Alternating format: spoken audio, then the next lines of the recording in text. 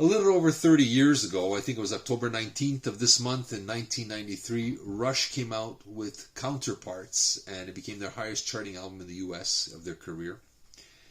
And I think it was a crucial moment in their career.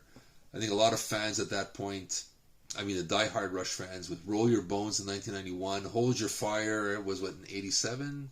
87, sorry, I'm looking at my notes. And Presto 89 didn't sound like the Rush that fans wanted. A lot of keyboard heavy, very poppy, especially Hold Your Fire. I liked Presto, but that's a whole other review. In 1993, then, they come out with Counterparts. And hearing the guitar, the crunching guitar and the drums of Stick It Out, I think everybody just went, whoa, where did this come from? It was everybody did a 360 and said, did you hear the new Rush song? Oh my God.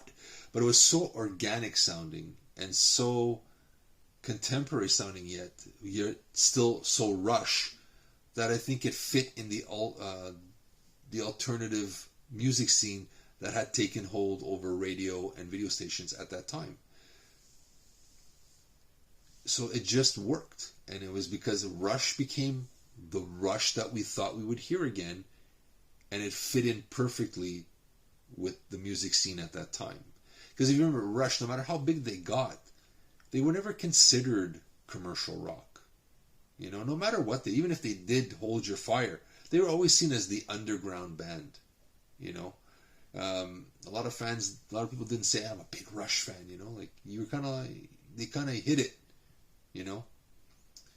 So they were underground, so they didn't follow the same fate as a lot of the commercial bands that were struggling through the 90s, because they weren't seen as the typical commercial band. You can see these guys with the flannel shirts just like the guys from Pearl Jam. They just fit. But that album just sounded like the way we thought Rush should sound, and I think it just worked. And it became a point where Rush said, we're not going to follow trends anymore. We're just going to be Rush. And I think this album is that turning point where they kind of went, screw it. We're just going to be Rush. And what we do is what we do. You're either on board or you're not. I think that's the beauty of this album. It's just an honest, organic Rush album.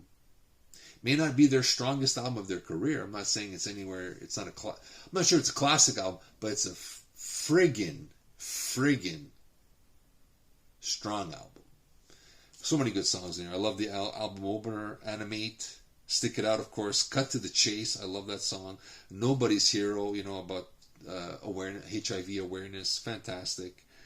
I like The Speed of Love. People say it's cheesy, but I like it. Leave That Thing Alone is a great instrumental. Cold Fire is fantastic. A lot to like on this album. You know, it's I think, again, it's a turning point where Rush said, screw the trends, we're Rush, and we're going to do whatever we want to do. And either you're on board or you're not.